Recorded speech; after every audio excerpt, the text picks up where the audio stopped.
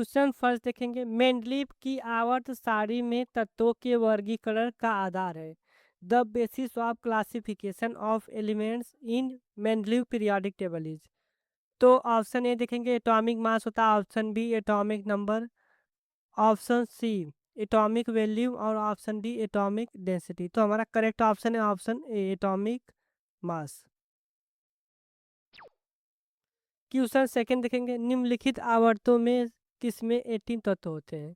Which of the following periods has 18 elements. First में होते हैं कि थर्ड में होते हैं कि फोर्थ में होते हैं कि सिक्स्थ में होते हैं। तो हमारा करेक्ट ऑप्शन है ऑप्शन सी फोर्थ में। फोर्थ में कितने एलिमेंट होते हैं, 18th एलिमेंट होते हैं। क्वेश्चन फोर देखेंगे, एक तत्व की परमाणु संख्या 11 है, यह किस आवर्त का तत्व है। The atomic number of an element is 11, in which period does it belong. तो हमारा करेक्ट ऑप्शन है ऑप्शन बी थर्ड। हमारा सोडियम होता है, सोडियम किस में आता है, थर्ड में आता है। जब इसका हम निकालेंगे इलेक्ट्रॉनिक कन्फिग्रेशन तो 2 8 और क्या हो जाएगा हमारा 3 हो जाएगा। तो वो हमारा किस में जाएगा, थर्ड पीरियड में जाएगा। क्वेश्चन फिफ्थ देखेंगे, निम्नलिखित में जल अपघटन हाइड्रोलाइसिस की अभिक्रिया कौन है। विच of the following is the reaction of hydrolysis. तो हमारा करेक्ट ऑप्शन है ऑप्शन सी। क्वेश्चन सिक्स देखेंगे, अमोनियम साइनेट को गर्म करने पर यूरिया बनता है, यह अभिक्रिया है। Urea is formed on heating ammonium cyanate, this reaction is. कौन सा रिएक्शन होता है, rearrangement reaction, neutralization reaction, displacement reaction कि नन ऑफ दीज। तो हमारा करेक्ट ऑप्शन है ए फर्स्ट वाला, रीअरेंजमेंट रिएक्शन होता है। क्वेश्चन सेवन देखेंगे, विद्युत अपघटन एक अभिक्रिया है। Electrolysis is a reaction of. Decomposition होता है कि कम्बिनेशन होता है कि डिस्प्लेसमेंट होता है कि नन ऑफ दिस। तो हमारा करेक्ट ऑप्शन है ऑप्शन है डिकम्पोजिशन। क्वेश्चन एट देखेंगे, यहाँ पे हमको एक रिएक्शन दिया गया, बताना एक अभिक्रिया कौन सी है। डिस्प्लेसमेंट रिएक्शन है कि डिसोसिएशन रिएक्शन है कि कॉम्बिनेशन रिएक्शन है कि न्यूट्रलाइजेशन रिएक्शन है। तो हमारा करेक्ट ऑप्शन है ऑप्शन है डिस्प्लेसमेंट रिएक्शन। क्यों, क्योंकि आयरन मोर रिएक्टिव होता है, कापर को डिस्प्लेस कर दे रहा है, तो एक कौन सा डिस्प्लेसमेंट रिएक्शन है। क्वेश्चन 9 देखेंगे, अभिक्रिया की दर को प्रभावित करने में अधिक प्रभाव पड़ता है। Which factor effect the rate of reaction the must. Temperature है कि वाटर है कि एयर है कि साइंटिस्ट है। तो हमारा करेक्ट ऑप्शन है ऑप्शन है टेम्परेचर। एक यौगिक का अणु सूत्र C2H4O2 है, तो उसका मूलानुपाती सूत्र होगा। If the molecular formula of the compound is C2H4O2 then its empirical formula is. तो हमारा करेक्ट ऑप्शन है ऑप्शन ए CH2O। देखिए जो एम्पिरिकल फार्मूला जो निकालते हैं तो उसमें दो दो माइनस कर देंगे। जैसे यहाँ पे देखो कार्बन हमारा 2 था तो अभी 1 हो गया, फिर हाइड्रोजन 4 था तो 2 हो गया, और ऑक्सीजन 2 था तो क्या हो गया, 1 हो गया। तो 2 से डिवाइड करते हैं जो हमको दिया रहता है। बेंजीन का मूलानुपाती सूत्र CHN है। यदि n बराबर 6 तो बेंजीन की अणु सूत्र होगा। Empirical formula of benzene is CHN।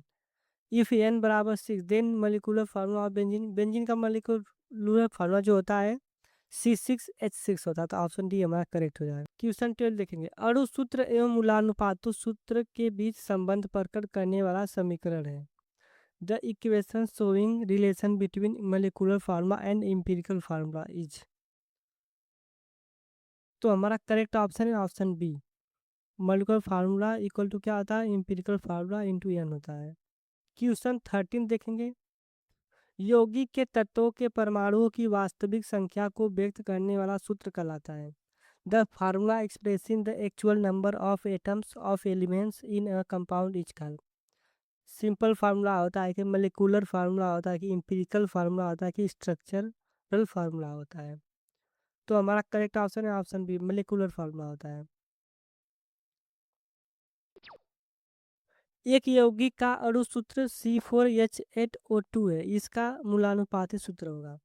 The molecular formula of a compound is C4H8O2, it's empirical formula is, देखिए हमको 2 से डिवाइड कर देना होगा। यहाँ पे जो हमको दिया गया कार्बन 4 दिया गया तो 2 हो जाएगा, हाइड्रोजन 8 है तो 4 हो जाएगा, ऑक्सीजन 2 है तो ऑक्सीजन 1 हो जाएगा। तो हमारा करेक्ट ऑप्शन है ऑप्शन बी, C2H4O हो जाएगा हमारा करेक्ट। कैल्शियम कार्बोनेट में कार्बन की प्रतिशत मात्रा है, the percentage of carbon in calcium carbonate. तो बताना कैल्शियम कार्बोनेट में कैल्शियम की कितना परसेंट है इसमें। तो हमारा करेक्ट ऑप्शन है ऑप्शन डी, 6% है। एवोगैड्रो संख्या का मान होता है, the value of Avogadro number is. तो हमारा करेक्ट ऑप्शन है ऑप्शन बी, 6.022 इंटू 10 की पावर 23 होता है एवोगैड्रो नंबर का वैल्यू।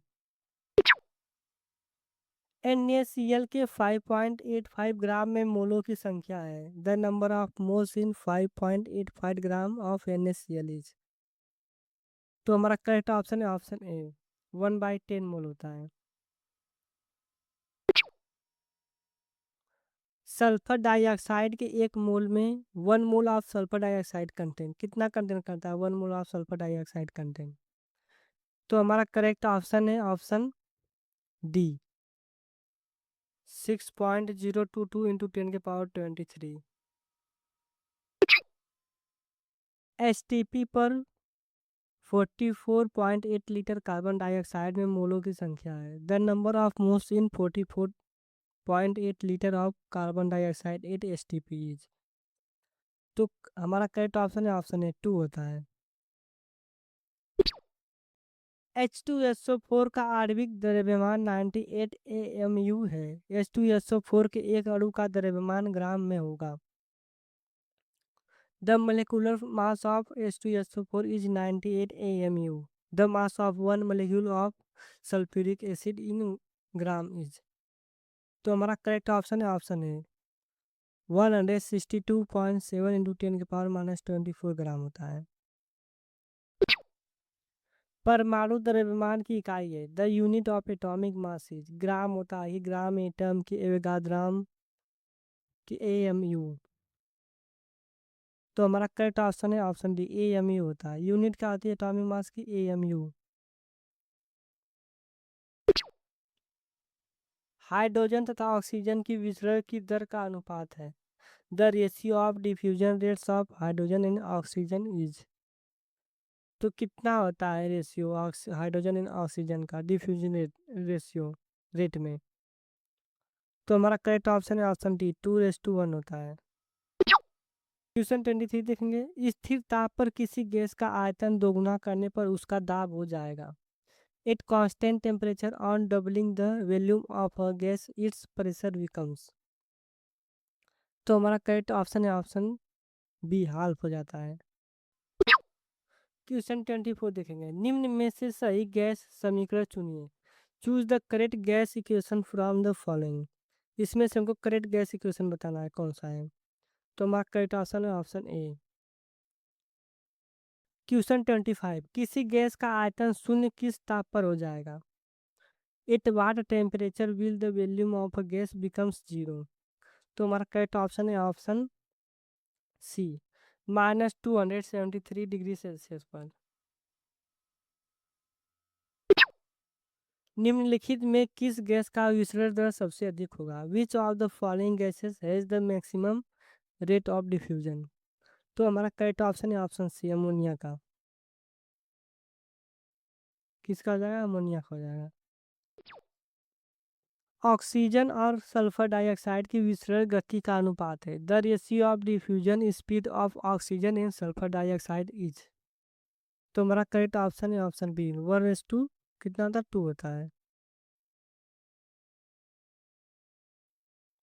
1:√2 हो जाएगा।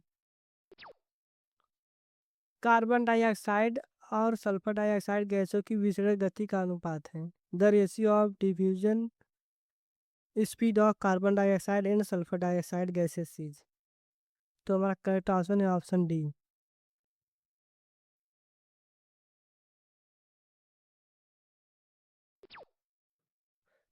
आदर्श गैस समीकरण P V equal to NRT में आर का मान निर्भर करता है। If the ideal gas equation P V equal to NRT the value of R depends on nature of gas पे, कि क्वांटिटी ऑफ गैस पे, कि यूनिट यूज्ड पे, कि टेम्परेचर ऑफ गैस पे। तो हमारा करेक्ट ऑप्शन है ऑप्शन ए पे, नेचर ऑफ गैस पे।